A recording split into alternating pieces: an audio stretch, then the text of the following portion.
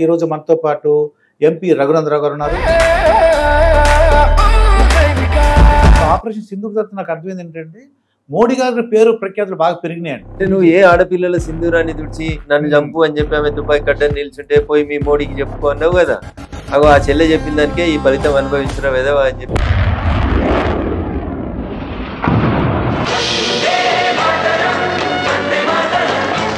కానీ మన మోడీ గారు లొంగిపోయారు అంటున్నారు. ఇది ఎంతవరకు నిజం, మీకు ఏమనిపిస్తుంది సార్? తమ దేశం ముక్కలైపోతుందని చైనాకి అమెరికాకి పోయి కాళ్ళేళ్ళు ముక్కొని ఇక్కడ ఒక అమెరికా విషయంలో చాలా సోషల్ మీడియాలో ఇందిరాగాంధీ గ్రేట్ అన్నట్టుగా ప్రొటెక్ట్ చేస్తున్నారు సార్. ఇది కామన్ సెన్స్ ఉన్న వాళ్ళ గురించి మాట్లాడుకుంటాం. ఇందిరాగాంధీ ఉన్నప్పుడు సెల్ ఫోన్ లేదు కాబట్టి ఇట్లాంటి పదాలు రాలేదు. అయితే వాళ్ళు ఏమంటారంటే మీకు కులగణన మేము స్టార్ట్ చేసాము, అది చూసి మోడీ గారు దేశం అంతా పెట్టారని. బట్టలు చింపుకోమన్నప్పుడు బొచ్చలు కొట్టుకొని ఓట్లాడుకోమన్నప్పుడు వాళ్ళు ఇట్లా ఇంటి ముంగడికి వచ్చి ఆడుకునేట వాళ్ళలాగా ఓ కొట్టుకుంటారు.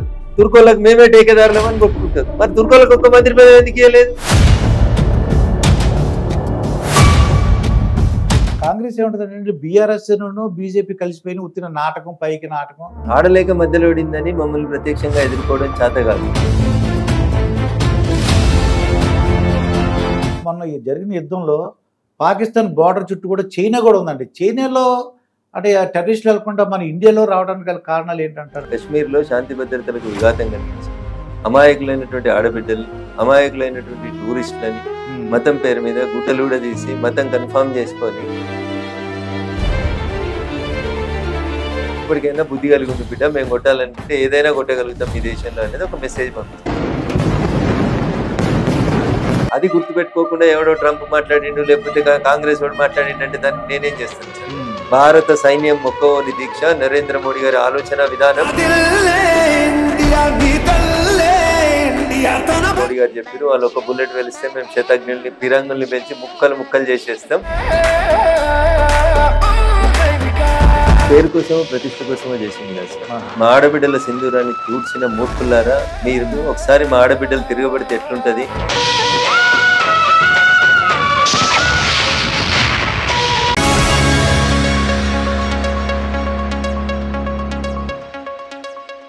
మాస్టర్తో మాటామంతి కార్యక్రమానికి స్వాగతం. నేను మీ మాస్టర్ దుర్గా ప్రసాద్. ఈరోజు మనతో పాటు ఎంపీ రఘునందరావు గారు ఉన్నారు. సార్ నమస్కారం సార్.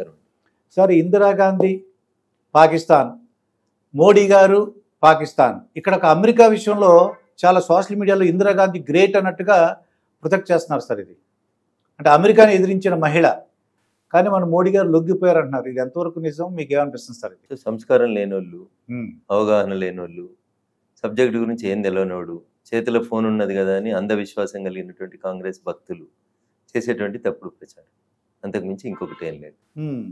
మోడీ గారు కాదు, భారత సైన్యం, భారత ప్రభుత్వం తీసుకున్నటువంటి నిర్ణయాలకి పాకిస్తాన్ గడగడలాడిపోయి తమ దేశం ముక్కలైపోతుందని చైనాకి అమెరికాకి పోయి కాళ్ళేళ్ళు ముక్కొని కాంప్రమైజ్ డీల్ కని వచ్చి కాంప్రమైజ్లో కాల్పుల విరమణ చేయాలని దాన్ని మళ్ళీ 2 గంటల సేపు కూడా ఓర్చుకోలేనటువంటి మూర్ఖపు దేశం పాకిస్తాన్.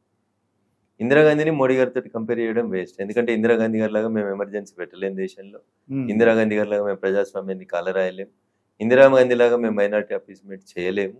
ఇందిరాగాంధీ గారి లాగా ఈ దేశానికి సంబంధించినటువంటి అనేక తప్పుడు కార్యక్రమాలు, ఆర్టికల్ 370 వంటి వాటిని 100 సార్లు మేము ప్రయోగించలేము. So don't compare Indiraji with Modiji. వీళ్ళు సోషల్ మీడియాలో ఏమంటారంటే అమెరికానే అంటే మీరు ఏం ఇన్వాల్వ్ అవ్వకూడదు, మేమేమి చూసుకుంటామని అన్నారు. మోడీ గారు మాత్రం వితౌట్ కామన్ సెన్స్ అన్న మాట ఉపయోగించారండి. ఆ కామన్ సెన్స్ అన్న మాట ఏంటి అని అర్థం అందరికి ప్రజలకి కొద్దిగా. కామన్ సెన్స్ లేని వాళ్ళ గురించి మనం మాట్లాడుకోవడం బాగుంటది మాస్టర్. కామన్ సెన్స్ ఉన్న వాళ్ళ గురించి మాట్లాడుకుంటే బాగుంటది. ఇందిరాగాంధీ ఉన్నప్పుడు సెల్ ఫోన్ లేదు కాబట్టి ఇట్లాంటి పదాలు రాలేదు. ఇప్పుడు కామన్ సెన్స్ లేని ప్రతి ఒక్కరి దగ్గర 2 ఫోన్లు ఉంటున్నాయి కాబట్టి నోటికి వచ్చినట్టు కామెంట్ చేస్తూ ఉంటారు. అది దురదృష్టకరం. యుద్ధం జరిగితే ఏం జరుగుతుంది, దేశం ఏంది, దేశ పరిస్థితులు ఏంది అవగాహన లేకుండా చేతిలో సెల్ ఫోన్ ఉంది కదా అని ఏది పడుతుంది పోస్ట్ చేసే వాళ్ళ గురించి మనం మాట్లాడుకోవడం మీకు నాకు ఇద్దరు కూడా సమయం వేస్ట్, టైం వేస్ట్. అప్పుడు పరిస్థితులు వేరు, ఇప్పుడు పరిస్థితులు వేరు 100%. ఇక రోహింగ్యాలను బంగ్లాదేశ్, మా కామన్ పీపుల్ ఏంటంటే ఈ మన హైదరాబాద్లో కొంతమంది ఉన్నారంటున్నారు. అసలు ఎలా వచ్చారు వాళ్ళు, ఎవరైతే ఆశ్రయించారో వాళ్ళకి మనం అవగాహన సదస్సులు పెట్టలేము సార్ మనం. సో రోహింగ్యాలు బంగ్లాదేశ్ నుంచి వస్తున్నటువంటి అక్రమ వలసదారులు, వీళ్ళకి సంబంధించి ఈ దేశ ప్రజలందరూ కూడా అర్థం చేసుకోవాల్సింది ఏంటంటే, చాలా మంది మిత్రులు మీలాంటి జర్నలిస్టులు కూడా అడుగుతుంటారు, సార్ కేంద్రంలో మీరే అధికారంలో ఉన్నారు కదా, ఎట్లా రాణిస్తా ఉన్నారు, ఎట్లా వచ్చినారని చాలా మందికి మౌఖికంగా అదే వస్తుంది. మా డౌట్ అండి. సో భారతదేశం బంగ్లాదేశ్ తోటి బార్డర్ పంచుకుంటున్నటువంటి ప్లేసుల్ని గమనంలోకి తీసుకుంటే, వెస్ట్ బెంగాల్ బంగ్లాదేశ్కి బార్డర్ సుమారు 560 కిలోమీటర్ల బార్డర్ ఉంటుంది. వెస్ట్ బెంగాల్కి బంగ్లాదేశ్కి, అంటే భారతదేశానికి బంగ్లాదేశ్కి మధ్యలో సుమారు 560 కిలోమీటర్ల బార్డర్ ఓన్లీ వెస్ట్ బెంగాల్తో కూడుకున్నటువంటి బార్డర్ ఉంటుంది. వెస్ట్ బెంగాల్ని గత 10 సంవత్సరాలుగా ఎవరు పరిపాలిస్తున్నారో మీకు తెలుసు. ఆమె కదా పిచ్చి, ముస్లింస్ ఓట్లు వేస్తేనే గెలుస్తానని చెప్పి బంగ్లాదేశ్కి వెళ్ళి వచ్చిన ప్రతి ముస్లింకి, లేదా మహన్మార్కి వెళ్ళి వచ్చినటువంటి రోహింగ్యాలకి ఆమె ఇక్కడ ఆశ్రయం ఇచ్చి కొంతకాలం తర్వాత వాళ్ళకి అక్కడ ఓటర్ ఐడిని క్రియేట్ చేసి, వాడు ఏదో కూలీ పని మీద హైదరాబాద్కి వచ్చినట్టు, నిజామాబాద్కు వచ్చినట్టు వచ్చి ఇక్కడ సెటిల్ అయ్యి, తర్వాత హైదరాబాద్లో ఉన్నటువంటి ఎంఐఎం సహకారంతో, లేకపోతే ఇంకా ఇతర ముస్లిం మత పెద్దల సహకారంతో, ఎక్కడైతే హిందువుల జనాభా ఎక్కువ ఉందో అక్కడక్కడ చిన్న చిన్న గ్రూపులుగా వచ్చి వాళ్ళు ఓన్లీ ఇక పిల్లల్ని కనడం అనేటువంటి ఒకే ఒక పని పెట్టుకొని మన డెమోగ్రఫీని డిస్టర్బ్ చేసేందుకు ప్రయత్నం చేస్తూ ఉన్నారు. అది ఇంటెన్షనల్ గా ఆర్గనైజ్డ్ గా జరుగుతుంది. ఇది ఒక ఆర్గనైజ్డ్ క్రైమ్. ఇది హిందూ బంధువులందరూ ఆలోచించుకోవాల్సిన విషయం ఏంటంటే, మనం ఇంటికి ఒకరు ఇద్దరు ఈ దేశం బాగుండాలని జనాభా నియంత్రణకి మనం పోతుంటే 2045కి వచ్చేసరికి ఈ జనాభాలో 40% మా జనాభా పెంచుకోవాలని ఇస్లాం చెప్పలేదు, నాకు తెలిసి ఖురాన్ కూడా చెప్పిందని నేను అనుకోను సార్, నాకున్న పరిమిత పరిజ్ఞానంతో. కానీ వాడు 4 పెళ్లిళ్ళు ఎందుకు చేసుకుంటాడంటే, ఒకరి తర్వాత ఒకరు కంటిన్యూస్ గా ప్రొడక్షన్ పెంచడానికి, వాళ్ళ జనాభాను పెంచడానికి తప్ప ఇంకొకటి లేదు. నేను ఈ మధ్యలో రాజస్థాన్లో ఒక ప్రొఫెసర్ని కలవడం జరిగింది. ఆయన ఒక పెద్ద ప్రొఫెసర్, స్కాలర్, డాక్టరేట్లు ఉన్నాయి, 10 డాక్టరేట్లు ఉన్నాయి, పెద్ద మేధావి, నిజంగా కూడా మంచి సబ్జెక్ట్ ఉన్నటువంటి వర్త్ ఉన్నటువంటి ప్రొఫెసర్. ఆయనకి 4 భార్యలు, 19 మంది పిల్లలు. ఏం మాట్లాడతాం సార్ ఆయనతోటి? ప్రొఫెసర్ ఆయన. ఏం సార్ ఇది అని అడిగితే, అంతే మేము అట్లా చేయాలనుకుంటున్నాం, చేస్తా ఉన్నాం. Our intention is to increase the population. మేము జనాభా పెంచాలి, హిందువుల కంటే మా జనాభాను పెంచుకోవాలి, ఇది తప్ప మాకు వేరే మిషన్ లేదు. They are working for a mission. మనోళ్ళు దేశం గురించి ఆలోచిస్తారు, 2 కంటే ఎక్కువ పిల్లలు అయితే పెళ్లిళ్ళు ఎట్లా, ఇండ్లు ఎట్లా, ఉద్యోగం ఎట్లా అని మనం ఆలోచిస్తాం. వాళ్ళకి ఏం లేదు, వాళ్ళకి ఒకటే ఎజెండా. ఒకరికి అరటి పండు బండి పెట్టియచ్చు, ఒకరికి పంక్చర్ షాప్ పెట్టియచ్చు, ఏం లేకపోతే ఎక్కడికైనా పంపించవచ్చు, ఏదన్నా చేయవచ్చు. కానీ వాళ్ళు అల్టిమేట్గా వాళ్ళ పిచ్చి, వాళ్ళకి ఒక రకమైనటువంటి పిచ్చిని చిన్నప్పటి నుంచే నూరిపోస్తుంది. ఏంటంటే, మనం భారతదేశంలో హిందుస్థాన్లో హిందువుల కంటే మన జనాభా ఎక్కువ పెరగాలి, మనం ఏం చేసి కూడా హిందుస్థాన్ని గెలవలేము. ఒకటి జనాభా పెంచుకుంటే గెలుస్తాం. జనాభా పెరగాలంటే మీరు ఒకటే పని చేయండి, ఇక వేరే ఏం పని చేయకుండా. నారు పోసినోడు నీరు పోయాడా, పుట్టించినోడు ఏదో ఒక ఉపాధి ఇస్తాడు, పుట్టించి రోడ్డు మీదకి వదిలేసేయరు ఇంకా వాళ్ళని. అది దిస్ ఈస్ దేర్ మోటో. వాళ్ళు మిషన్ కోసం పనిచేస్తారు, మనమేమో దేశం కోసం ఆలోచిస్తున్నాం. కాబట్టి ఇలా హిందూ సమాజం కూడా ఆలోచించాల్సినటువంటి పరిస్థితి. మనం 80-85% నుంచి మనం ఇలా 70%కి మన జనాభా ఎందుకు తగ్గిపోయింది, 2, 3, 4, 5 నుంచి వాళ్ళ జనాభా 12-15% ఎందుకు పెరిగిపోతా ఉంది అనేది ఆలోచించుకోవాలి. Now it is the real time. మీరు అడిగినారు కాబట్టి this is the real time for Hindus to rethink. మనం ఒకరికి ఇద్దరికి ఆగిపోవడం వల్ల మనకు జరుగుతున్నటువంటి నష్టమైంది. ఇప్పుడు మాస్టర్ జీవితకాలం కష్టపడి 100 కోట్లు సంపాదిస్తాడు. మాస్టర్కి ఒకతే ఒక కూతురు ఉంటది. అమ్మాయి కాలేజీకి పోయేటప్పుడు తీసుకుపోయి ఆటో డ్రైవరో బస్ డ్రైవరో ఎవడో కూడా అమ్మాయిని తీసుకొని వెళ్ళిపోతాడు. మీరు వేరే రకంగా అర్థం చేసుకోవాలి. లవ్ జిహాద్ పేరిట వాడికి ఏముండదు, తింటాడు, ఒళ్ళు పెంచుతాడు, అందంగా తయారవుతాడు, ఇంత సెంటు కొట్టుకొని వస్తాడు. ఈ అమ్మాయి ఏదో వాడి మంచి మాటలకి ట్రాప్ లో పడుతుంది, ఈ అమ్మాయి వెళ్ళిపోతుంది. ఆ యుక్త వయసులో ఇబ్బంది జరుగుతుంది. Master in the sense somebody X పోతుంది. మీరు జీవితకాలం కష్టపడి 50 ఏళ్ళు సంపాదించిన 100 కోట్ల అమ్మాయికి వెళ్ళిపోయింది. ఇంకేముంది ఇక్కడ? 4 రోజులు పోగానే అమ్మాయికి బురికేస్తాడట, 5వ రోజు నుంచి ప్రొడక్షన్, మిషన్ ప్రొడక్షన్ కి తీసుకున్నట్టు తీసుకుంటాడు, అంతే కాంట్రాక్ట్. ఈ అమ్మాయికి నచ్చలేదు, ఏడాది తర్వాత ఇంకొక అమ్మాయిని పెళ్లి చేసుకుంటాడు, ఉంటే 2 ఉండండి, లేకపోతే 3వ తెచ్చుకుంటాడు. So their agenda is how to increase the Muslim population in this country. This is their main agenda. Now the question before the Hindus is, మీరు ఆలోచించుర్రి, గొప్ప గొప్ప సెక్యులర్ పదాలు, గొప్ప గొప్ప మేధావుల పదాలు, బంగ్లాలు, బెంజ్ కార్లు ఉంటేనే పిల్లలు బతుకుతారు అనే తప్పుడు ఆలోచన నుంచి బయటికి రండి. సో అట్లీస్ట్ మనం 1, 2 అనే పదం నుంచి మనం కూడా 3, 4 వైపు ఆలోచించాల్సిన పరిస్థితి వస్తుంది. లేకపోతే ఇంకొక 20 సంవత్సరాల తర్వాత ఈ దేశంలో ముస్లింల జనాభా 20-25% వస్తేనే ఇప్పుడు ఓల్డ్ సిటీలో పరిస్థితి ఏంది, కిషన్ గంజ్లో పరిస్థితి ఏంది, ఇంకా ఇతర ప్రాంతాల్లో పరిస్థితి ఏంది ఒకసారి గమనించండి. అందుకని now it is the time to think how to control the Muslim population and how to increase Hindus population at the same ratio. ఆ రేషియోలో డిస్క్రిపెన్సీ వచ్చి హిందువుల జనాభా తగ్గిపోతూ ముస్లింల జనాభా రోజు రోజుకు పెరుగుతూ వచ్చింది అనుకోండి, వాళ్ళు ఒక టైం వచ్చిన తర్వాత మళ్ళీ ఈ దేశాన్ని కూడా ఇస్లామిక్ దేశంగా మార్చేందుకు ప్రయత్నం చేస్తారు. అనేక రకాలైనటువంటి మతాలు, అనేక దండయాత్రల తర్వాత కూడా ఈ దేశం గట్టిగా నిలబడింది కాబట్టి, హిందూ ధర్మాన్ని తట్టుకొని నిలబడింది కాబట్టి హిందూ ధర్మం యొక్క గొప్పతనం అది. So now it is the time to think about it. మన ధర్మం మీద ఒక క్రమ పద్ధతిలో ఒక ఆర్గనైజ్డ్ క్రైమ్ చేస్తున్నారు వాళ్ళు. 2015లో ఇంత, 2025లో ఇంత, 2035లో ఇంత, 2045లో ఇంత. This is our target. వాడు బంగ్లాదేశ్కి వెళ్ళొచ్చినా, మయన్మార్కి వెళ్ళొచ్చినా, పాకిస్తాన్కి వెళ్ళొచ్చినా, ఏ దేశంకి వెళ్ళొచ్చి ముస్లిం భారతదేశంకి వచ్చినా, his duty is to produce, reproduce again and again to increase. మనోళ్ళ కుటుంబాలేమో పెద్ద కుటుంబాలని పోయి చిన్న చిన్న కుటుంబాలు, న్యూక్లియర్ ఫ్యామిలీస్ కి మనం కన్ఫైన్ అవుతున్నాం. వాళ్ళు ఏం చేస్తారు, ప్రతి ఇంట్లో 20 మందిని మినిమం క్రికెట్ టీం ఉంటుంది, మాక్సిమం 2-3 క్రికెట్ టీములు కానీ వాడు దేశం మీదకి వదిలేస్తా ఉన్నాడు. ఇలా హిందువులు ఆలోచించాలి, మేధావులు ఆలోచించాలి, సోషల్ మీడియాలో పోస్టులు పెడుతున్నటువంటి మా సెక్యులర్ మిత్రులు ఆలోచించాలి. ఇది ఎవరు గొప్ప ఎవరు చెడ్డ అని కాదు. ఇంకో 20 ఏళ్ల తర్వాత నీ కూతురికి, నీ కొడుక్కి ఈ దేశంలో ఏ స్థానం ఉంటుంది అనేది ఒకసారి ఆలోచించాల్సిన అవసరం వచ్చింది. This is the real time to think. If you don't start thinking, rethinking about religion and the future, వాళ్ళు పెరుగుతున్న జనాభా రేషియోని మీరు ఆలోచించి చూడండి. వాళ్ళు ఎంత స్పీడ్లో పెరిగినరు, ఎంత స్పీడ్లో పెరుగుతున్నారు, మనం ఎంత స్పీడ్లో తగ్గుతున్నాం అనేటువంటి ఒక కామన్ ఆలోచన. వారు ఎవరో మిత్రుడు కామన్ సెన్స్ అని పెట్టిండు కదా, ఆ కామన్ సెన్స్ ఉన్న పెద్ద మనిషి ఒకసారి కామన్ సెన్స్ ని ఉపయోగించి ఆలోచించమనండి. ఆయనకు నిజంగా ఈ దేశం మీద ప్రేమ ఉంటే, ఆయనకు భార్య ఉందా, పిల్లలు ఉన్నారా, వాళ్ళు ఎంతమంది ఉన్నారు, వాళ్ళ ఇంటి పక్కన ఎవరన్నా ముస్లిం ఫ్యామిలీ ఉంటే వాళ్ళు ఎంత పెరిగిరు వాళ్ళ గల్లీలు అనేది, చిన్నప్పటి నుంచి ఇప్పటిదాకా ఏం జరిగిందో ఒకసారి ఆ ఊరి జనాభాను తీసుకొని డెమోగ్రఫీ ఎట్లా మారిందో లెక్కేసుకొని చూడమని. ఎందుకు వస్తున్నాయి మదర్సాలు? ఎక్కడెక్కడి నుంచో వచ్చి మదర్సా పెట్టి 100 మందిని ఆ ఊరి మీద వదిలేస్తున్నారు. వాడు లవ్ జిహాద్ పేరుతో మంచి మంచి హిందువుల అమ్మాయిలను పెళ్లి చేసుకొని ఆస్తులు కొల్లగొడుతున్నారు. ఏం చేస్తారు? వాళ్ళకి ఏముంది? చదువు లేదు, సంధ్య లేదు, ఉద్యోగం లేదు, రెస్పాన్సిబిలిటీ లేదు, ఫ్రీగా తిని ఫ్రీగా దేశం మీద బతుకుతున్నాడు. దొంగతనాలు వాళ్ళే చేస్తున్నారు, తప్పుడు పనులు వాళ్ళే చేస్తా ఉన్నారు, క్రైమ్ వాళ్ళే చేస్తా ఉన్నారు. మదర్సాల పేరిట, హిందువుల పేరిట, హిందువులకు వ్యతిరేకంగా ఒక ఆర్గనైజ్డ్ క్రైమ్ ని దేశవ్యాప్తంగా చేస్తా ఉన్నారు. అందుకనే మదర్సాల్ని కంట్రోల్ చేయాలనేటువంటి నినాదాన్ని రఘునందన్ రావు మొదలు పెట్టిండు. ఇంకో విషయం ఏంటంటే, మన హిందూ సమాజం అన్నారు కదా, వాళ్ళు నో కిడ్స్ అని కొట్టుకోబెట్టారండి. వాళ్ళు ఏంటంటే మన ఇద్దరికి వాళ్ళు హిందూ సమాజం కాదు సార్, వాళ్ళు హిందువులకి ద్రోహం చేసేటువంటి వాళ్ళు, హిందువులని వ్యతిరేకించేటువంటి మూర్ఖులు. వాళ్ళకి భవిష్యత్తు ఏందనే తెలియదు. వాడు కిడ్స్ లేవు కాబట్టి వాడేమంటాడంటే మాస్టర్ జీవితం మాస్టర్ది, మేడం జీవితం మేడం అని వెళ్ళిపోవడానికి అలవాటు పడ్డోళ్ళు వాళ్ళు. ఇది విశృంఖలమైనటువంటి జీవితాలు తప్ప ఇవి ఈ దేశం పట్ల బాధ్యత ఉన్న జీవితాలు ఏవి కూడా అట్లా మాట్లాడవు సార్. డింక్ అనమాట. జపాన్ లాంటి వాళ్ళు, జపాన్ లాంటి దేశాలలో, చైనా లాంటి దేశాలలో పిల్లలు అంటే ఇన్సెంటివ్లు ఇస్తామనేటువంటి పరిస్థితి వస్తుంది. ఎందుకు వస్తుంది అనేది ఒకసారి ఆలోచించాలి. కాబట్టి ద సోకాల్డ్ మేధావులు, ద సోకాల్డ్ సెక్యులరిస్టులు ఇలా మీరు నిజంగా గుండె మీద చేసుకొని ఆలోచించుర్రి. నీకు లేకపోవచ్చు భవిష్యత్తు, ఎందుకంటే నీ జీవితం ఆల్రెడీ రిటర్న్ జర్నీలు ఉంది కాబట్టి నీకేం లేదు, నువ్వు ఉన్నా పోయినా పెద్ద బరువు ఏం లేదు, భూమికి నష్టమే తప్ప లాభమే తప్ప నష్టం అంటే ఏం లేదు. కాబట్టి నెక్స్ట్ జనరేషన్ కోసం ఆలోచించుర్రి, ఈ దేశ భవిష్యత్తు కోసం ఆలోచించుండ్రి, ఎటువైపు పోతుంది దేశం అనేది ఆలోచించండి. అందుకని ఇందిరాగాంధీ గారిని తెచ్చి అట్లాంటి మంచి పనులు మోడీ గారి చేత వేయించాలని ఆలోచించకుండ్రి. ఒకవేళ మోడీ గారు ఎమర్జెన్సీ పెడితే ఈ సెక్యులరిస్టులు, ఈ కామన్ సెన్స్ పదాలు వాడేటోడు ఎవడు బయట ఉన్నాడు కదా, ఏడుంటాడో మీకు తెలుసు.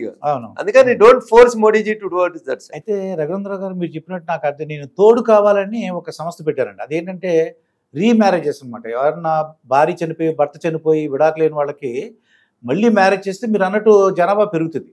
25 to 75 years పెట్టారనమాట అండి, తోడు కావాలని చెప్పేసి.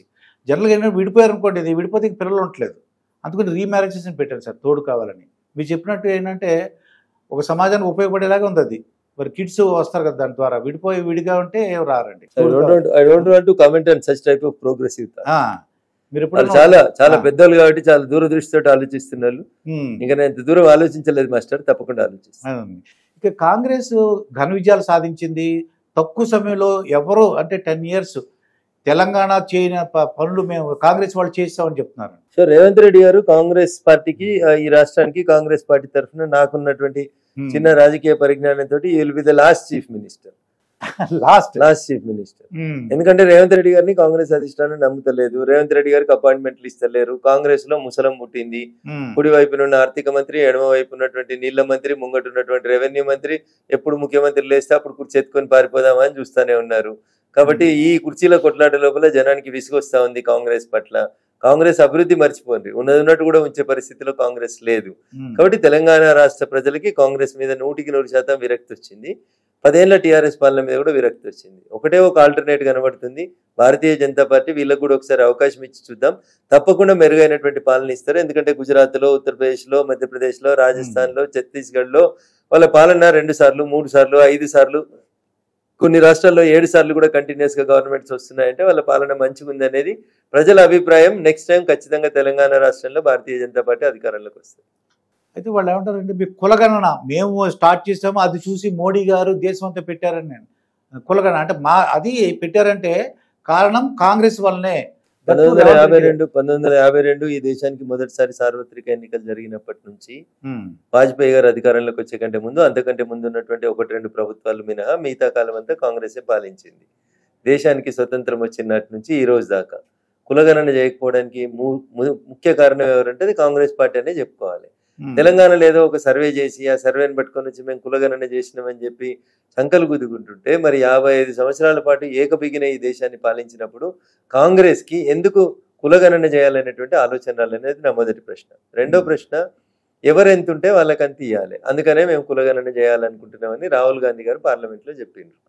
సరే, తెలంగాణ గొప్పగా మేము కులగణన చేసినామని రాహుల్ గాంధీ గారు, రేవంత్ రెడ్డి గారు, కాంగ్రెస్ పార్టీ మొత్తం చెప్తుంది కదా మాస్టరు. నాదొకటే సూటి ప్రశ్న, ఎవరు ఎంత ఉంటే వాళ్ళకి అన్ని ఇవ్వాలని చెప్పిండ్రు మీరు. మీ లెక్క ప్రకారం, మీ తొండి పంచాయతీ ప్రకారం తెలంగాణ రాష్ట్రంలో 10% మైనార్టీని కలుపుకుంటే బీసీల లెక్క 56% ఉందని మీరు చెప్తున్నారు. అది తప్పు లెక్కలని మిగతా పార్టీలో మేము చెప్తా ఉన్నాం. ఓన్లీ బీసీలే అవుట్ ఆఫ్ ముస్లిమ్స్ పెడితే కూడా 50% ఉన్నారనేది నాలాంటి వాళ్ళకి ఉన్నటువంటి అవగాహన. 50% బీసీ బిడ్డలు ఉన్నారు కదా, ఎవరు ఎంత ఉంటే వాళ్ళకి అన్ని ఇవ్వాలని చెప్పినారు కదా రాహుల్ గాంధీ గారు. తెలంగాణ రాష్ట్ర ముఖ్యమంత్రిగా రేవంత్ రెడ్డి గారి ముందున్నాయి 18 మంత్రి పదవులు. 18లో సగం బీసీలకు ఇవ్వాలి. మోర్ దాన్ 50% బీసీలు ఉన్నారు ఈ రాష్ట్రంలో. అంటే ఎన్ని ఇవ్వాలి? 10 ఇవ్వాలి. 18లో 10 బీసీలకు ఇవ్వాలి. ఇప్పుడు ఇచ్చిన ఎన్ని? 2 ఇచ్చినారు. ఇంకా మిగిలిన ఎన్ని ఖాళీలు? 6 ఖాళీలు ఉన్నాయి. ఆ 6ని కూడా బీసీలకే ఇస్తే 6 + 2 అయితే కూడా 8 అవుతాయి. ఇంకా 2 తక్కువ ఉంటాయి బీసీలకి. ఎక్కడి నుంచి ఇస్తారు మరి బీసీలకి? ఇవ్వలేరు. ఇవ్వడం చేత కాదు వీళ్ళకి. కాబట్టి కాంగ్రెస్ కేవలం మాటలకు మాత్రమే పరిమితం అవుతుంది, చేతులకు వస్తే చెయ్యరు వాళ్ళు. 6% లేని వారి సామాజిక వర్గానికి 6 పదవులు ఇచ్చుకోవడానికి రేవంత్ రెడ్డి గారికి అనుకూలంగా ఉంటుంది. 50% 6% ఉన్న వారి సామాజిక వర్గానికి మంత్రి పదవులు ఇచ్చుకోవస్తుంది. మోర్ దాన్ 50% ఉన్న బీసీలకి మాత్రం 10 ఇవ్వమంటే ఇవ్వడానికి రాదు. జనాభాలో 20% ఉన్నటువంటి దళితులకు ఇచ్చేటి 1-2 ఇస్తారు, మహిళలకి 1-2 ఇస్తారు. ఇది వీళ్ళ కాంపోజిషన్. ఎవరు ఎంతుంటే వాళ్ళకి అంత ఇరి. ముందుగాల తెలంగాణ రాష్ట్రంలో మీరు కులగణన చేసిర్రు అంటున్నారు, మేము కులగణన చేయలేదు అంటున్నాం. సరే, మీ దగ్గర ఉన్న లెక్కల ప్రకారం ఏ కులానికి ఎన్ని మంత్రి పదవులు అయ్యిండ్రి? బీసీలలో ముదిరాజులు ఎక్కువ ఉన్నారని రాష్ట్ర ముఖ్యమంత్రి చెప్తాడు. ఒక్క ముదిరాజుకు మంత్రి పదవి ఇచ్చిర్రా? ఇవ్వలేదండి, ప్రస్తుతానికి ఇవ్వలేదు. మరి ఎప్పుడు ఇస్తారు? ఏది అసలు మీరు? అందుకనే నేనేమంటున్నా, కాంగ్రెస్ కేవలం మాటలకి మాత్రమే పరిమితం అవుతుంది.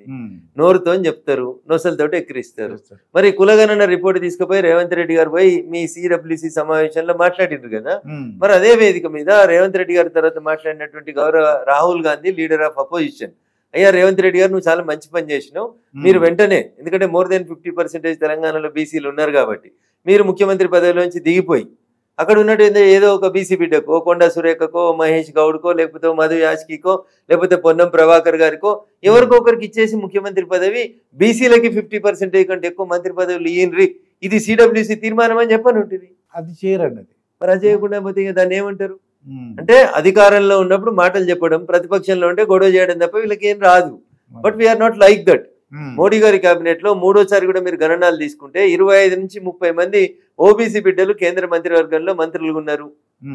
12 మంది వరకు, దాదాపు 12 మంది వరకు మహిళలు ఉన్నారు. ఎస్సీలు 10 మంది ఉన్నారు, ఎస్టీలు 8 మంది ఉన్నారు, మైనార్టీలు 8 మంది ఉన్నారు. దాదాపు 70% మోడీ గారి కేబినెట్, భారత ప్రభుత్వంలో నరేంద్ర మోడీ గారు ప్రధానమంత్రిగా కేబినెట్ తీసుకుంటే మినిమం 27 మంది ఓబీసీలను ఉంచినాం మేము. అంటే మోర్ దెన్ 70% వరకు మోడీ గారి కేబినెట్ లో బీసీలు, ఎస్సీలు, ఎస్టీలు, మైనార్టీలను తీసుకొని మోడీ గారి కేబినెట్ నడుపుతుంటే మీ కేబినెట్ లో ఒక్క మైనార్టీ లేడు సార్. కాంగ్రెస్ బొచ్చలు కొట్టుకొని గట్టిగా చెప్తుంది కదా, మేమే టేకేదారులం, ముస్లింలకు మేమే వారసులం, మేమంతా గాంధీ వారసులం కాదు, మేమంతా ఆ టోపీ పెట్టుకున్న వాళ్ళం, గాంధీ టోపీ కాదు మాది ఒరిజినల్ టోపీ అని చెప్పుకునే వీళ్ళకి తెలంగాణ కేబినెట్ లో ఒక్క ముస్లిం అన్న మంత్రి ఉన్నాడా సార్? లేడు. ఏడాదిన్నర. మరి ఎందుకు లేడు సార్? ఎందుకు లేడు? అంటే కాంగ్రెస్ నోరుతో చెప్తుంది, నోసలతో ఎక్కిరిస్తుంది. బట్టలు చింపుకోమన్నప్పుడు, బొచ్చలు కొట్టుకొని ఓట్లు అడుకోమన్నప్పుడు వాళ్ళు ఇట్లా ఇంటి ముంగడికి వచ్చి అడుక్కునే వాళ్ళలాగా కొట్టుకుంటారు. తుర్కోళ్ళకి మేమే టేకేదారులం అని కొట్టుకుంటారు. మరి తుర్కోళ్ళకి ఒక్క మంత్రి పదవి ఎందుకు ఇవ్వలేదు? మమ్మల్ని అడుగుతారు కదా, తుర్కోళ్ళకి ఒక ఎంపీ సీట్ ఇవ్వలేదు బీజేపీ అని అడుగుతారు కదా. మీరు గింత చిన్న రాష్ట్రం కదా తెలంగాణ, గీడ ఒక్క మంత్రి పదవి ఎందుకు ఇవ్వలేకపోయారు? మేమన్నా 8 మంది మైనార్టీలకి కేంద్ర మంత్రివర్గంలో మైనార్టీలకి మినిస్ట్రీ ఇచ్చిర్రు నరేంద్ర మోడీ గారు. మీ చిత్తశుద్ధికి మా చిత్తశుద్ధికి తేడా చూడండి. మేము 60 నుంచి 70% మేము సామాజిక సంతులితాన్ని పాటించి బీసీలు, ఎస్సీలు, ఎస్టీలు, మైనార్టీలకి కేంద్ర కేబినెట్ ప్రాతినిధ్యం ఇస్తుంది. నరేంద్ర మోడీ గారు స్వయాన ఒక ఓబీసీ. ఇంకేం కావాలి సార్? మీరేం చేస్తున్నారు, మేమేం చేస్తున్నాం? మీరు కులగణన చేసి మీరేం చేస్తున్నారు? అగ్రకులాల చేతిలో పెత్తనం పెట్టి బీసీలని అనగదొక్కే కార్యక్రమం మీరు చేస్తా ఉన్నారు. మీరు కులగణన చేసింది ఏదో టైంపాస్కి, లెక్కలు చెప్పుకోవడానికి. నిజంగా నేను చెప్పిన టైంపాస్ అనే పదం మీకు బాధ కలిగిస్తే, నిజంగా మీకు బీసీ కులగణన మీద మీకు చిత్తశుద్ధి ఉంటే వెంటనే ఈ రాష్ట్రానికి బీసీ ముఖ్యమంత్రిని ఇవ్వండి. మీ పిసిసి అధ్యక్షుడు మహేష్ కుమార్ గౌడ్ గారు ఉన్నారు, కొండా సురేఖ గారు ఉన్నారు, పొన్నం ప్రభాకర్ గారు ఉన్నారు. మధుయాష్ గారు ఎమ్మెల్యే ఎమ్మెల్సీ ఏది లేరు కాబట్టి సరే మధుయాష్ గారిని కొద్దిసేపు పక్కకు పెడదాం. ఉన్న ఎమ్మెల్యేలు ఉన్నారు కదా, ఎమ్మెల్యేలలో ఆది శ్రీనివాస్ గారు వేములవాడ ఉన్నారు, శ్రీహరి గారు ఉన్నారు మహబూబ్ నగర్ జిల్లా నుంచి. చాలా మంది బీసీ బిడ్డలు ఉన్నారు కదా, ఇచ్చేయండి. 10 మంది మంత్రి పదవులు బీసీలకి ఇయ్యండి. ఏదో విప్ ఇచ్చినాము, చీప్ విప్ ఇచ్చినాము, గాలెక్కలు కలిపి మేము బీసీలకు సగం ఇచ్చినామని చెప్పుడు ఎందుకు? నిర్ణయాత్మక శక్తి 2 సంవత్సరాలు రేవంత్ రెడ్డి గారు అయిపోయినాక 3 సంవత్సరాలు ఒక బీసీ బిడ్డకు ముఖ్యమంత్రి ఇవ్వమని చెప్పు కాంగ్రెస్ పార్టీని. అలా చేయబడి దమ్ముందా లేదని మీరు ప్రశ్నిస్తున్నారు. అరే ఎవరికి ఎంత ఉంటే వాళ్ళకంతా లోక్సభలో చెప్పింది కదా, లోక్సభలో ప్రతిపక్ష నాయకుడు చెప్పింది చేయమంటున్నాం సార్. దేశంలో మీరు ఎట్లా లేరు, ఉన్నాయి 3 రాష్ట్రాలు, ఒక రాష్ట్రంలో ప్రయోగం చేయండి. మీరు చేసిన కులగణన కరెక్ట్ అని మీరు నమ్మితే, మీరు నిజంగా సామాజిక సంతులితకి కాంగ్రెస్ పార్టీ ఎప్పుడైనా కట్టుబడి ఉంటే ఒక బీసీ బిడ్డను ముఖ్యమంత్రి చేయమన్నారు. అయితే రఘునందన్, నా చిన్న డౌట్ ఏంటంటే కులగణన వల్ల ఎవరు లాభపడతారు, ఎవరు నష్టపోతారంటే నష్టపోయేది ఏమంటారు సార్? ముందు లెక్కలు జరగనియండి, లాభం ఏంది నష్టం ఏంది అనేది తర్వాత. ఒక పర్టికులర్ వర్గానికి ఎక్కువ వచ్చింది అనుకోండి, అవతల వర్గం తగ్గిపోయినట్టే కదా. ఆ జనాభా అంతుంటే అంతే ఇవ్వాలి మరి, అంతే. ఇప్పుడు జనాభా దామాషం ప్రకారం మనం మాట్లాడాలి అనుకున్నప్పుడు అట్లే గౌరవించాలి, ఇంకా వేరేదేం లేదు. అవునండి, ఇప్పుడు కాంగ్రెస్ ప్రభుత్వం వచ్చినంత 50,000 పోస్టులు 60,000 పోస్టులు ఇచ్చేసాము. 10 years బట్టి మన చంద్రశేఖర్ గారు ఇవ్వలేదు, మీరు చూడండి 60,000 పోస్టులు ఇచ్చేసాం అంటున్నారండి. సో గతంలో వచ్చినటువంటి నోటిఫికేషన్లని కంటిన్యూస్ గవర్నమెంట్ కింద వీళ్ళైనా కంటిన్యూస్ చేసి ఇస్తే ఇచ్చినారేమో నాకు తెలియదు సార్. అధికారిక గణాంకాలు మంత్రి ఒక రకంగా చెప్తాడు, ముఖ్యమంత్రి ఒక రకంగా చెప్తాడు, టీజీపీఎస్సీ చైర్మన్ ఒక రకంగా చెప్తాడు. కాబట్టి వాళ్ళు ప్రచారానికి వాడుకుంటున్నారా, ఫ్యాక్చువల్ రిపోర్ట్స్ అనేటి దాని మీద కొంత చర్చ జరగాల్సినటువంటి అవసరం అయితే ఉంది సార్. చర్చ ఈ మధ్యన ఒకటి హెలికాప్టర్ ఉపయోగిస్తున్నారండి వీళ్ళు మంత్రులు కూడా. దాంట్లో తప్పే ఉంది, మేము డబ్బులు సేవ్ చేసుకోవడానికి, ట్రాఫిక్ కంట్రోల్ చేసుకోవడం అన్ని కూడా అంటున్నారు. దీంట్లో తప్పే ఉంది హెలికాప్టర్ ఉపయోగిస్తే. సో మాట్లాడడానికి ఏం లేనప్పుడు వ్యక్తిగతంగా మాట్లాడడానికి దిగజారిపోతారు సార్ మనిషి. సార్ మీరు హెలికాప్టర్లో వచ్చినారా, మీరు బై రోడ్ వచ్చినారా అనేది నాకు అవసరం లేదు. జనానికి మీరు ఈ 18 నెలల్లో 16 నెలల్లో ఏం చేసిరో గది చెప్పుండ్రి. You debate on it. హెలికాప్టర్లో వచ్చిందని, నల్లద్దాలు పెట్టుకున్నాడని, పచ్చబూట్లు వేసుకున్నాడని, this is not the issue to be debated sir. జనం ఇది కోరుకుంటలేరు. జనం నా జీవితంలో ఏమైనా మార్పు వచ్చిందా, ప్రజాపాలన వస్తుంది, మార్పు వస్తుంది, ప్రజల బతుకులు మెరుగైతే అని చెప్పిండ్రు కదా. ఏం మెరుగైనాయి? ఎన్నిసార్లు ముఖ్యమంత్రి గారు ఉప ముఖ్యమంత్రి గారు కూర్చొని ప్రజా విజ్ఞప్తుల్ని స్వీకరించిండ్రు? ఎన్ని దరఖాస్తులు డిస్పోజ్ అయినాయి? లేదా సార్ మీకు ఒకటి చెప్తా మాస్టర్, ప్రతి సోమవారం ప్రతి జిల్లా కలెక్టరు అక్కడ ప్రజావాణి అని ఒకటి నిర్వహించి అక్కడ దరఖాస్తులు తీసుకుంటాడు. నేను సూటిగా మీ ద్వారా ఈ రాష్ట్ర ముఖ్యమంత్రిని, చీఫ్ సెక్రటరీ గారిని అడుగుతున్నా, ఒక్కసారన్నా అందరు కలెక్టర్లను పిలిచి నువ్వు కలెక్టర్గా జిల్లాకు పోయి నుంచి నీకు వచ్చిన దరఖాస్తులు ఎన్ని, నువ్వు అందులో డిస్పోజ్ చేసిన దరఖాస్తులు ఎన్ని అనేది ఒక లెక్క తీసుకురమ్మను. వాళ్ళ దృష్టిలో డిస్పోజల్ ఏంటంటే కలెక్టర్ గారికి నాకు ఇల్లు లేదయ్యా అని దరఖాస్తు ఇస్తారు. కలెక్టర్ గారు దీన్ని సంబంధిత తహసీల్దార్కు పంపించేస్తాడు. సో ఈ దరఖాస్తు డిస్పోజ్ అయింది అని చెప్తారు. కానీ ఆయనకు బాధితునికి ఇల్లు రాలేదు. నాకు పింఛన్ వస్తలేదయ్యా అని ఆమె ప్రతి సోమవారం వచ్చి ఒక 60 ఏళ్ళ ముసలవ్వ దరఖాస్తు ఇస్తుంది. కలెక్టర్ గారు తీసుకుంటారు, పక్కన పిఎస్ఓ సిఎస్ఓ ఉంటాడు, వాళ్ళకి ఇచ్చేస్తాడు, అది వెనకకి వెళ్ళిపోతుంది. దాని మీద పచ్చ సిరాతో ఇట్లా రాసి నెక్స్ట్ అంటాడు. So this is the call disposed. అవకు పెన్షన్ వచ్చిందా? అవకు పెన్షన్ వచ్చిందా? రాలేదు. మా నాయనకి 2 భార్యలు ఉన్నారు, మేము 4 అన్నదమ్ములను తన్నుకుంటున్నాం, మా భూమి పంచుట అయితే లేదు, సర్వే చేయండి. మా నాయన పేరు మీదకి వెళ్ళి మా పెద్దవాడు తెలివికల్లాడు చదువుకున్నాడు, వాడు మొత్తం భూమి రాసుకున్నాడు, మా 4 అన్నదమ్ములకు సమానం చేయండి అని చదువుకొని 3 తమ్ముళ్ళు 20 ఏళ్ల నుంచి తిరుగుతుంటారు తహసీల్ ఆఫీసుల చుట్టూ, కలెక్టరేట్ చుట్టూ. ఒక్క సమస్యనైనా భూ సమస్య పరిష్కారం అయిందా? సర్వేయర్లు లేరు, తహసీల్దార్లు లేరు, ఇంజనీర్లు లేరు, రోడ్లు లేవు. ఖరాబ్ అయిన ఒక్క రోడ్డుని మళ్ళీ మీరు వచ్చిన తర్వాత తీయాలనేదాకా రోడ్లు వేసేది లేదు.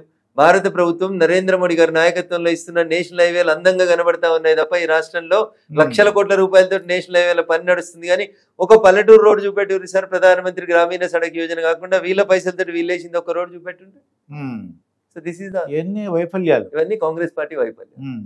ఇక నాకు జనరల్గా క్వశ్చన్ అడుగుతున్నాను రఘునందరావు గారు, ఉచితాలు అంటున్నారు కదా, సుప్రీంకోర్టులు కొన్ని కోర్టులు కూడా వ్యాఖ్యానిస్తున్నాయి ఉచితాలపై. అసలు మన ఇద్దరు డిస్కషన్లో అసలు ఒక సెంట్రల్ గవర్నమెంట్ లేదంటే సుప్రీంకోర్టు వాళ్ళు ఇంత % వచ్చిన ఆదాయంలో ఇంత % ఉచితాలు ఏమైనా ఇచ్చుకోండి, ఇంతకన్నా ఎక్కువ ఇవ్వకూడదు.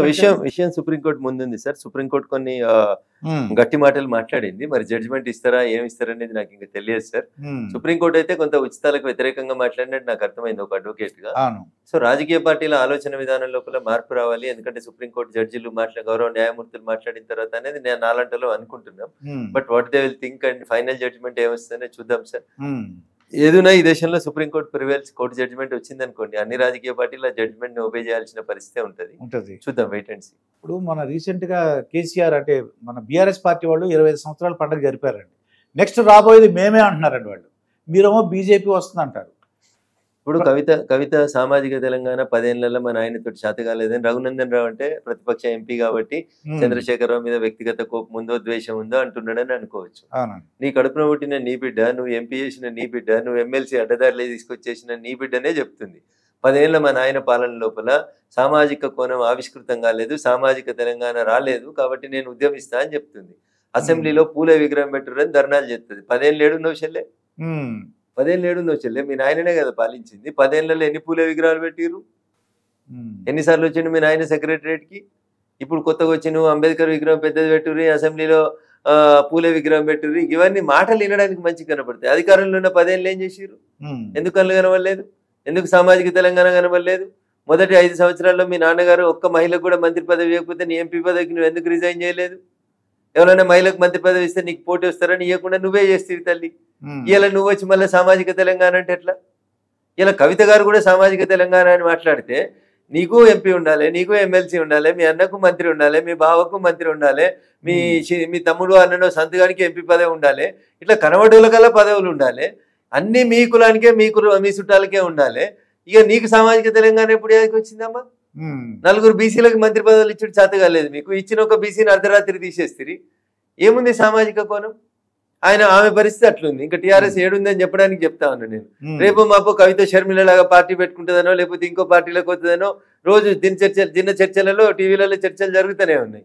ఇంకో పక్క హరీష్ గారికి కేటీఆర్ గారికి పడతలేదని, హరీష్ గారిని బొమ్మల లేక పొగ పెడుతున్నారని, స్టేజ్ మీద మొన్న జరిగిన 25 వసంతాల వేడుకలో హరీష్ గారి బొమ్మ లేదని, హరీష్ గారి ప్రస్తావన లేదని, హరీష్ అనేటువంటి మొత్తానికే ఇంకా బయటికి పంపించేసేయాలని చెప్పకనే తన వారసుడు కేటీఆర్ అన్నాడు బొమ్మేసి కేసీఆర్ చెప్పిండని, హరీష్ అనేటువంటి ఇష్టం ఉంటే ఉండుమని, కష్టం ఉంటే వెళ్ళిపోమని చెప్పకనే చెప్పిరనేది జనమంతా మాట్లాడుకుంటున్నారు మాస్టర్. ఇది నా మాట కాదు, నేను అదే జిల్లా ఉంది కాబట్టి జనం మాట్లాడిన మాటని చెప్తాను.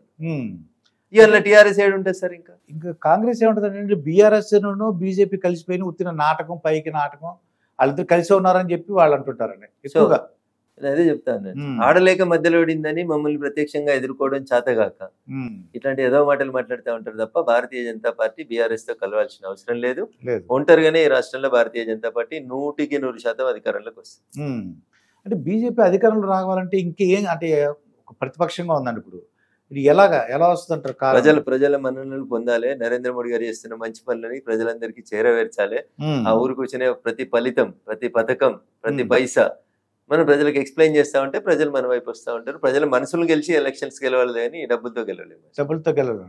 ఈయన రేవంత్ రెడ్డి గారు ఏంటంటే నన్ను కోసినా సరే డబ్బులు ఏం లేవు, అప్పులు పుట్టట్లేదు అని అంత పైకి చెప్పేసరి ఆశ్చర్యంగా ఉందండి. అసలు సీక్రెట్ గా ఉంచాలి కదా ఇన్ఫర్మేషన్ అని. సో దీన్ని 2 కోణాలుగా చూడొచ్చు. ఒకటి, ఎక్కువ ఎక్స్పెక్టేషన్స్ ఉన్న ప్రజల్ని కంట్రోల్ చేయడానికి అయి ఉంటుంది మేబీ జనరల్ గా.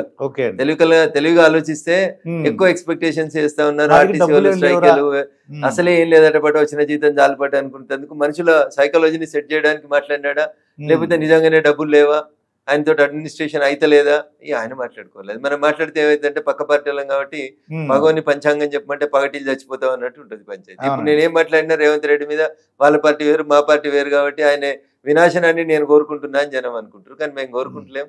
Let you do. గవర్నమెంట్ వాళ్ళకి ప్రజలు ఇచ్చిరా 5 సంవత్సరాల అధికారం, లెట్ యూ ఎంజాయ్. మొన్న జరిగిన యుద్ధంలో పాకిస్తాన్ బార్డర్ చుట్టూ కూడా చైనా కూడా ఉందండి. చైనాలో అంటే టెర్రరిస్టులు వెళ్ళకుండా మన ఇండియాలో రావడానికి గల కారణాలు ఏంటంటారు? అదే అర్థం. యుద్ధం అనేది జరగలేదు మాస్టర్. యుద్ధం జరగలేదు. పహల్గామ్ లో, కశ్మీర్ లో శాంతి భద్రతలకు విఘాతం కలిగించి అమాయకులైనటువంటి ఆడబిడ్డల్ని, అమాయకులైనటువంటి టూరిస్టులని మతం పేరు మీద గుడ్డలూడ తీసి మతం కన్ఫర్మ్ చేసుకొని కాల్చి చంపినటువంటి ముష్కరులకి సరి అయినటువంటి రీతి లోపల పాకిస్తాన్ గుణపాఠం చెప్పాలని మనం ఆ ఇన్సిడెంట్ జరిగినాక 26 మంది అమాయకులు చనిపోయిన తర్వాత ఆడబిడ్డల నుదుటి సింధూరాన్ని తుడిచిన తర్వాత ఒక 14 రోజులు భారతదేశం ఎదురు చూసింది మౌనంగా. ఇది తప్పు జరిగింది మా వల్ల అని పాకిస్తాన్ సరిదిద్దుకోవాలని ఆశపడ్డాం. కానీ వాళ్ళు మూర్ఖులు, వాళ్ళకి అర్థం కాలేదు. 14 రోజుల తర్వాత కూడా వాళ్ళ నుంచి రెస్పాన్స్ రాక ఇంకా కొన్ని ఉగ్రదాడులు చేస్తారనేటువంటి అనుమానాన్ని ప్రపంచం ముందు ఉంచినప్పుడు తప్పనిసరి పరిస్థితులలో సెల్ఫ్ డిఫెన్స్ లో అక్కడ ఉండేటువంటి ఉగ్రవాద శిబిరాలన్నింటినీ కూడా భారత ప్రభుత్వం మొదటి రోజు 9 ఉగ్రవాద శిబిరాల్ని లష్కర్ ఏ తోయిబా కానివ్వండి, జైషే మహమ్మద్ కానివ్వండి, టిఆర్ఎఫ్ కానివ్వండి, వాళ్ళ స్థావరాల్ని కొట్టేసి ఇప్పటికైనా బుద్ధి కలిగి ఉండి బిడ్డ, మేము కొట్టాలనుకుంటే ఏదైనా కొట్టగలుగుతాం మీ దేశంలో అనేది ఒక మెసేజ్ పంపించినాం. కానీ కుక్కతో ఒక వంకర అన్నట్టు రెండో రోజు మళ్ళీ మన దేశంలోకి వచ్చి ఏదో డ్రోన్లతోటి, మిసైల్స్ తోటి మన కామన్ మ్యాన్ ని చంపాలనేది పాకిస్తాన్ ఆలోచన. భారతదేశం ఎప్పుడు కూడా పాకిస్తాన్ ప్రజల్ని చంపాలనుకోలేదు.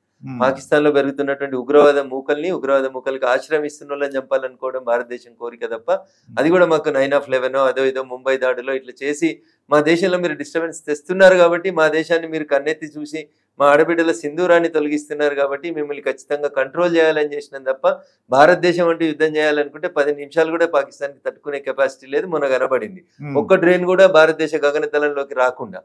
మీరన్నా చైనా నా గ్యారంటీ లేని మాల్ ఉంటది కదా, అగ్గు అని రోడ్ల మీద అమ్ముకునే చైనా మాల్ విమానాలు తెచ్చుకుంటే ఆ విమానాలను కూడా భారత సైన్యం కూలగొట్టింది. This is the capacity of Indian army. అది గుర్తుపెట్టుకోకుండా ఎవడో ట్రంప్ మాట్లాడిండు లేకపోతే కాంగ్రెస్ వాడు మాట్లాడిండు అంటే దానికి నేనేం చేస్తాను సార్?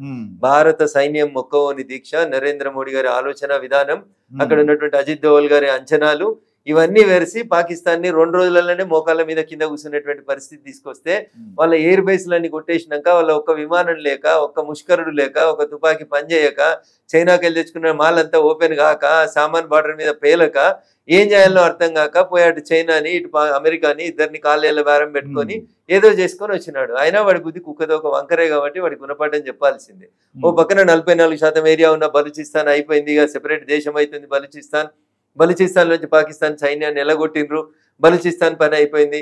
పాక్ ఆక్రమిత కశ్మీర్ లో ఉన్న టెర్రరిస్ట్ క్యాంపుల్ని భారతదేశం బ్లాస్ట్ చేసింది, ఏ నిమిషమైనా పిఓకేని భారతదేశం తీసుకుంటది అని అనుకున్నప్పుడు సిగ్గులేక మేకపోతు గాంభీర్యాన్ని నటిస్తూ సరెండర్ అయ్యి కాళ్ళేలు మొక్కుతున్నాడు.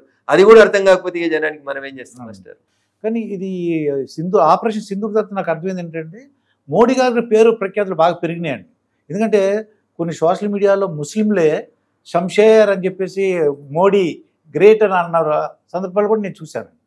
సో ఇది పేరు కోసమో ప్రతిష్ట కోసమో చేసింది కదా సార్. మా ఆడబిడ్డల సింధూరాన్ని తూడ్చిన మూర్ఖులారా మీరు, ఒకసారి మా ఆడబిడ్డలు తిరగబడితే ఎట్లుంటది? ఝాన్సీ లక్ష్మీబాయి, రాణి రుద్రమల వారసురాలు మా ఆడబిడ్డలు, వాళ్ళ పోరాటం చేయాలని అనుకుంటే మీరు ఏం చేయలేరురా సన్నాసులారా అని చెప్పడానికి 2 ఆడబిడ్డల్ని ముందు పెట్టి వాళ్ళకు ఒక గుణపాఠం చెప్పడానికి మొదలు పెట్టినటువంటి operation Sindoor will be continued. Terrorist గ్రూపుల్ని కొట్టడానికి operation Sindoor will be open for ever.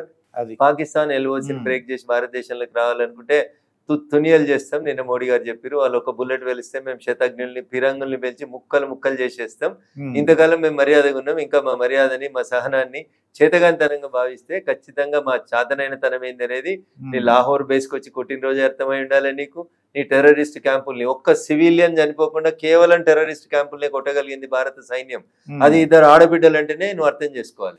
ఆడవాళ్ళ చేత మేము మా ఆడపిల్లలు చాలు అని. నువ్వు ఏ ఆడపిల్లల సింధూరాన్ని తుడిచి నన్ను చంపు అని చెప్పి ఆమె తుపాకి కడ్డని నిల్చుంటే పోయి మీ మోడీకి చెప్పుకో అన్నావు కదా, అగో ఆ చెల్లె చెప్పిన దానికే ఈ ఫలితం అనుభవించరా వెదవా అని చెప్పి చెప్పిన. ఇక మెదక్ మీ కాన్స్టిట్యున్సీ ఎలా డెవలప్ చేశారు సార్? ఇంకేమన్నా చేయవలసిన పనులు ఏమైనా ఉన్నాయి? ఇంకా చాలా ఉన్నాయి సార్, ఇప్పుడే కదా ప్రారంభమై 10 నెలలే కదా సార్ అయింది. తప్పకుండా సార్ మెదక్ ప్రజల మీద చాలా ఆశలు అంచనాలు పెట్టుకున్నారు సార్. గతంలో ఉన్నటువంటి ఎంపీలకు భిన్నంగా ప్రతి నియోజకవర్గం ప్రతి గ్రామాన్ని పిన్ పాయింట్ గా తీసుకొని ఖచ్చితంగా డెవలప్మెంటే లక్ష్యంగా పనిచేస్తా ఉన్నాం. నాకు సంపూర్ణమైనటువంటి విశ్వాసం ఉంది. 5 సంవత్సరాల ప్రోగ్రెస్ రిపోర్ట్ చూసిన తర్వాత ప్రజలు మళ్ళీ నన్నే గెలిపించి పంపుతారని నాకు సంపూర్ణమైన విశ్వాసం. పార్టీ ఏం చెప్తే అది వస్తాం, అది ఆటోమేటిక్ తర్వాత పార్టీ ఎమ్మెల్యే బొమ్మంటే ఎమ్మెల్యేకి వస్తాం, ఎంపీకి బొమ్మంటే ఎంపీకి వస్తాం. పార్టీ ఏం చెప్తే క్రమశిక్షణ కలిగిన కార్యకర్తగా పార్టీ ఏం చెప్తుంది. సార్ నా పర్సనల్ క్వశ్చన్ సార్, చాలా సోషల్ మీడియాలో పార్లమెంట్లో ఇంత మేము ట్యాక్స్ బోర్డు కడుతున్నాము, పార్లమెంట్లో ఇట్లా క్యాంటీన్లో రేట్లు ₹1 ఉంటుంది లేకపోతే ₹2 ఉంటుంది, ఏంటి ఎంపీలకు అంత తక్కువ రేటు అంటే ఎందుకు అలా ఇస్తున్నారు అంటారు, నిజమా సార్ అది సబ్సిడీ మీద? సో సబ్సిడీ మీద ప్రజలకు ఉన్నటువంటి అపోహను ఎత్తేయాలంటే సబ్సిడీలు ఎత్తేయాల్సిన అవసరం ఉంది. సందర్భం వచ్చినప్పుడు ఖచ్చితంగా భారత ప్రభుత్వానికి చెప్తాం. అందరు ఎంపీల దగ్గర డబ్బులు ఉన్నాయి సార్, డబ్బులు లేని ఎంపీలు కూడా ఉంటారు సార్. ఇంకా టాక్సీలలో వచ్చేటోళ్ళు, సైకిల్ మీద వచ్చేటోళ్ళు, బస్ ఎక్కి వచ్చే ఎంపీలు కూడా ఉంటారు సార్. కాబట్టి 20 లక్షల మంది ప్రజలకి మీరు చూస్తారు పొద్దుట నుంచి నేను ఎంత పని చేస్తా ఉన్నాను, ఎంత మందిని డిస్పోజ్ చేస్తా ఉన్నాం అనేది. కూర్చోడానికి ఒక కుర్చీ, వచ్చిన వాళ్ళకి ఛాయ, నీళ్లు, రకరకాల ఇష్యూస్ ఉంటాయి sir. So we have to do so many things. Canteen లో మేము తినే 2 ఇడ్లీల గురించి ఎవరైనా పంచాయతీ పెడితే దానికంటే మూర్ఖత్వం ఏముండదు సార్. అదంతా ఎత్తేస్తే మా జీతంలోంచి కట్టేదంతా 50,000 కూడా కట్టు కాదు సార్. పార్లమెంట్ నడిచేది వారంలో 5 రోజులు, నెలకి 25 రోజులు కూడా ఉండదు. మేము తినేది ఒక బ్రేక్ఫాస్ట్, ఒక లంచ్ తింటాం సార్. దాని మీద వచ్చే సబ్సిడీ 100 రూపాయలు. దాని మీద చర్చ జరగడం నాలాంటి వాళ్ళకి ఇష్టం లేదు. డెఫినెట్ గా టైం వచ్చినప్పుడు అది కూడా మా పార్లమెంటరీ వ్యవహారాల మంత్రికి చెప్పి క్యాంటీన్లు ఎత్తేసేయండి సార్, వెసులుబాటు తీసేయండి అని చెప్పి. వెసులుబాటు తీసేస్తే అప్పుడు ప్రజలు కూడా అంటే సోషల్ మీడియాలో విధి అదే చెప్తా ఉన్నాను సార్. విధి విధానం లేనోడు, పని లేనోడు, ప్రభుత్వాన్ని విమర్శించాలనుకునేటానికి సోషల్ మీడియా ఒక అడ్డగా తయారై ఇష్టం ఉన్నట్టు మాట్లాడుతూ ఉన్నారు తప్పే. ఎస్, మీరు అన్న దాంట్లో సబ్సిడీలు అవసరం లేదు. I do agree that point. Okay, మేము ఎంపీలం కాబట్టి ప్రజలు మాకు ఓటేసి గెలిపించినారు కాబట్టి మా జీతంలోంచి 100 రూపాయలు పెట్టి మాకు భోజనం కొనుక్కునే కెపాసిటీ ఉంది కాబట్టి సబ్సిడీలు ఎత్తాలి. To this extent I agree with the common man. Social మీడియాలో అది ఎవరు పోస్ట్ చేసినా అట్లాంటి అభిప్రాయాలతో నేను ఏకీభవిస్తాను. ఎందుకంటే మాకు కొంత జీతం వస్తుంది, 1,50,000 రూపాయలు, 2 లక్షల జీతం వస్తుంది, మాకు కెపాసిటీ ఉంది. ఎస్, వారి మాటల్లో జెన్యూన్నెస్ ఉంది. I do agree for such type of things. ఇంకా డ్రగ్స్ హైదరాబాద్ మొత్తం డ్రగ్స్ కు మాఫియా అనేసి అంటున్నారండి. ఇది ఎలా తొదముట్టించాలంటే ఏంటి, ఏం చేస్తే బాగుంటుంది సార్? పేరెంట్స్, టీచర్లు, సామాజిక బాధ్యత తీసుకోవాల్సినటువంటి మీడియా, పోలీసులు అందరం కలిసి చేయాలి సార్. అది మీ పిల్లలు, నా పిల్లలు అని కాదు. పేరు చెప్పడానికి నాకు ఇష్టం లేదు, కానీ నిన్న మొన్న హైదరాబాద్ లో ఒక ఫేమస్ దవాఖానకు సంబంధించిన ఒక డాక్టర్ గారి కుటుంబంలో ఒక బాధాకరమైన సంఘటన జరిగిందని 2 రోజుల నుంచి పేపర్లలో వస్తుంది. సో ఎంతసేపు మనిషి మిషన్ లాగా మారిపోయాడు. 9 అయిందా, ఆఫీస్కి పోదామా, ఎన్ని పైసలు సంపాదిస్తున్నాం, సాయంత్రం కల్లా ఎన్ని సంపాదించడం అని చూస్తున్నాం తప్పితే భార్య ఏం చేస్తుంది, పిల్లలు ఏం చేస్తున్నారు, స్కూల్లో ఏం జరుగుతుంది, స్కూల్లో పిల్లలు చాక్లెట్ తింటురా, డ్రగ్స్ తింటురా, వాళ్ళ ఫ్రెండ్స్ ఏంది, వాళ్ళ సర్కిల్ ఏంది, మనం సెల్ ఫోన్ కొనిస్తా పిల్లోడు పోర్న్ వీడియో చూస్తున్నాడా, అమ్మాయిలకు సైట్ వేస్తున్నాడా, ఎటువైపు పోతున్నాడు పిల్లలు అని చూడకుండా ఎంతసేపు డబ్బు డబ్బు డబ్బు డబ్బు టు ద పవర్ ఆఫ్ డబ్బు అని పరిగెత్తుతున్నారు, హోదా కోసం పరిగెడుతున్నారు, వెనుకబడుతున్నటువంటి చిల్లుల్ని చూస్తలేరు. అందుకని ఈ సామాజిక బాధ్యతని కుటుంబ వ్యవస్థ ఛిద్రం కాకుండా చూడాల్సింది. జాయింట్ ఫ్యామిలీ ఉన్నప్పుడు అమ్మ ఒక దిక్కు, నాన్న ఒక దిక్కు డ్యూటీకి పోయినా నానమ్మనో అమ్మమ్మనో ఇంట్లో పెద్దవాళ్ళు పిల్లలు ఏం చేస్తున్నారు అనేది అబ్జర్వ్ చేసేది. ఇప్పుడు ఏముంది సార్, ఏకలింగం అన్నట్టు ఈయనటు ఆయనటు ఇంట్లో ఒక్కలే ఉంటారు, ఆ ఒక్కలా వాళ్ళు ఇష్టమైన పని చేసుకుంటున్నారు. This is very unfortunate. Nuclear families తగ్గాలి, మళ్ళీ సామూహిక కుటుంబాల సంఖ్య పెరగాలి. అప్పుడేమవుతుందంటే ఇంట్లో 2 ఉద్యోగానికి పోయినా ఇంకా 4 ఉంటారు కాబట్టి చూసుకోవడానికి ఒక రెస్పాన్సిబిలిటీ అనేది ఉంటుంది. కాబట్టి వసుదైక కుటుంబం అనేటువంటి మళ్ళీ మన పాత ట్రెడిషన్ ఉమ్మడి కుటుంబాల వైపు మనం పోతే బాగుంటుంది అనేది నా ఆలోచన. ప్రభుత్వ పరంగా డ్రగ్స్ విషయంలో చర్యలు ఉన్నాయంటారా మీకు? సార్, డ్రగ్స్ అనేది not only Hyderabad, not only Telangana sir, ఇది దేశం కాదు ప్రపంచాన్ని అంతా పట్టి పీడిస్తున్నటువంటి ఒక మహమ్మారి. అందుకనే డ్రగ్స్ పోలీసు వాడు చూస్తాడు, డ్రగ్స్ టీచర్ చూస్తాడు, డ్రగ్స్ పేపర్ వాడు చూస్తాడు అంటే కాదు sir. Every citizen has the equal responsibility. మీ కళ్ళ ముందు ఎక్కడైనా డ్రగ్స్ తీసుకుంటున్నట్టు పిల్లలు కనబడ్డా, లేకపోతే డ్రగ్స్ అమ్ముతున్నట్టు కనబడ్డా, మీరు సామాజిక బాధ్యత కింద తీసుకొని డ్రగ్స్ నివారణ కోసం మీరు తీసుకోవాల్సినటువంటి చర్యలన్నీ తీసుకొని ఈ సమాజాన్ని అంటున్నాను నేను, తెలంగాణ, హైదరాబాద్, భారతదేశం అంటలేను, ప్రపంచం అంతా చిన్నారుల్ని చెడగొడుతున్నటువంటి డ్రగ్స్ వ్యాపారాల నుంచి దూరం ఉంచాల్సినటువంటి అవసరం. అసలు మాకు జనరల్ అంటే కామన్ పీపుల్కి అర్థమైన ప్రశ్న ఏంటంటే, ఎక్కడైతే ప్రొడ్యూస్ ఉందో దాన్ని ఎందుకు కంట్రోల్ చేయట్లేదు అని. నేను ఎక్కడ ప్రొడక్షన్ స్టార్ట్ అయింది, దాన్ని ఎందుకు కంట్రోల్? ఇంట్లో తులసి చెట్టు ఎట్లా పెడతారో గంజాయి చెట్టు కూడా అట్లా పెట్టుకుంటున్నారు సార్ మనుషులు. ఇంకేం చేస్తారు దానికి? So there is no specific production areas అంటూ ఏం లేవు సార్. ఏదో కొన్ని ఇంగ్లీష్ డ్రగ్స్ ఏమైనా బయట దేశాలకు వెళ్ళి వస్తున్నాయని అప్పుడప్పుడు టీవీలలో, పేపర్లలో చూస్తాం. కానీ ఇప్పుడు మా జిల్లా మెదక్ జిల్లాలో నారాయణఖేడ్ ప్రాంతం ఉంటుంది సార్. పొలాలలో వరి పంట వేసినట్టు, ఇతర పంటలు వేసినట్టు అందులో అంతర పంటలాగా గంజాయిని వేసి అమ్మేస్తా ఉంటారు sir. So this is very unfortunate. You cannot stop everything. ఇంటికో పోలీసు అని పెడితే కూడా నువ్వు గంజాయి ఆపలేని పరిస్థితి. అన్లెస్ అండ్ అంటిల్ మీ ఆలోచన విధానంలో, మీ ఇంట్లో ఉండేటువంటి వాతావరణం లోపల మార్పులు రాకపోతే యూ కెనాట్ డూ ఎనీథింగ్. ఇది ప్రజల్లో కూడా అది ఎవరైతే చైతన్యం రావాలి. ఫైనల్ గా మీకు రోజు మీకు డైలీ రొటీన్ ఎలా ఉంటుంది సార్? ఎన్ని గంటలు పడుకుంటారు? చూస్తుంటే మీ కళ్ళు ఎర్రగా ఉన్నాయి, కొద్ది బాగా అలిసిపోయినట్టుగా. రాత్రి 12:30కు పడుకున్నాం, పొద్దున 6 గంటలకే లేస్తాం. ఉదయం 6 గంటల నుంచే కాల్స్ ఉంటాయి. 24/7 ఫోన్ ఆన్ లో ఉంటది కాబట్టి నిద్రపోనివ్వరు. ఒక ఆయనకు 5 గంటలకు యాదికి వస్తుంది, ఒక ఆయనకు రాత్రి పొద్దున 5 గంటలకు వాకింగ్ పోతూ ఎంపీ గారు ఫ్రీగా ఉంటారని చేస్తాడు ఒక ఆయన రాత్రి దోస్తులతో కూర్చొని మా దోస్తులు అందరికి చెప్పాలి, చూడు మా ఎంపీ సాబ్ సింగిల్ రింగ్ కే ఫోన్ ఎత్తుతాడని ఆయన రాత్రి 12కి చేస్తాడు. ఏముందంటే ఏం లేదు, పక్కన ఉన్న ఆయనతో మాట్లాడమంటాడు, సరదాగా మాట్లాడన్నా అంటాడు. ఆయనకు అది ఒకటే కాదు, కానీ మనకుండేటువంటి ఇబ్బందులు మనకుంటాయి. దయించేది అర్థం చేసుకోమని నేను నియోజకవర్గ ప్రజలకు విజ్ఞప్తి చేస్తాను. నియోజకవర్గ ప్రజలు కూడా అర్థం చేసుకోవాలి. వెరీ ఇంపార్టెంట్ కాల్ అయితే చేయాలి తప్ప మిమ్మల్ని ఇబ్బంది పెట్టే కాల్స్ చేయకూడదు నా కోరిక. Thank you sir. అది ఇంకోటి ఏంటంటే జనరల్ డైలీ రొటీన్ ఎలా ఉంటుంది, 6కి లేస్తారు, వాకింగ్ ఎలా ఉంటుంది మీ డైలీ రొటీన్? ఏం లేదు, అవన్నీ ఏం లేవు, ఆ? అవన్నీ ఏం లేవు. Walking జనం లేవు. కోసం, అన్ని జనం ఎందుకంటే కోసం. చూడడానికి ఫిట్ గా ఉన్నారు సార్ మీరు, అదృష్టం. పొట్ట గిట్ట ఏం లేదు. అంటే వాళ్ళ మా పొలిటీషియన్ అంటే మాకు ఏంటంటే రాజకీయ నాయకుడు అంటే కార్టూన్ చూస్తుంటాం, పెద్ద పొట్ట వేసుకుని ఇలా ఉంటారు. అది ఆ జనరేషన్ కాదు సార్, ఇప్పుడు జనరేషన్ మారింది సార్. ఇప్పుడంతా ఇప్పుడు మంచి పార్లమెంటేరియన్స్ అంతా చాలా నీట్ గా ఉన్నారు, చాలా నీట్ గా మెయింటైన్ చేస్తారు. వీళ్ళు అక్కడ యోగా చేస్తారు, ఎవరికి నచ్చిన శారీరక కార్యక్రమాన్ని వాళ్ళు కంటిన్యూ వ్యాయామం చేస్తున్నారు. అది నాట్ వ్యాయామం, యోగా అటెండ్ యోగా అటెండ్ చేస్తున్నారు. సార్ మీకు మంచి మీరు అనుకున్నట్టుగా ఎమ్మెల్యేలు ఎంపీలు కాకుండా ఏదైనా మంచి అవకాశం అంటే ఏదైనా టాపిక్స్ వచ్చినప్పుడు మీరు తప్పకుండా ప్రజలకి నా ద్వారా సందేశం ఇవ్వాల్సిందిగా కోరుతున్నాను సార్.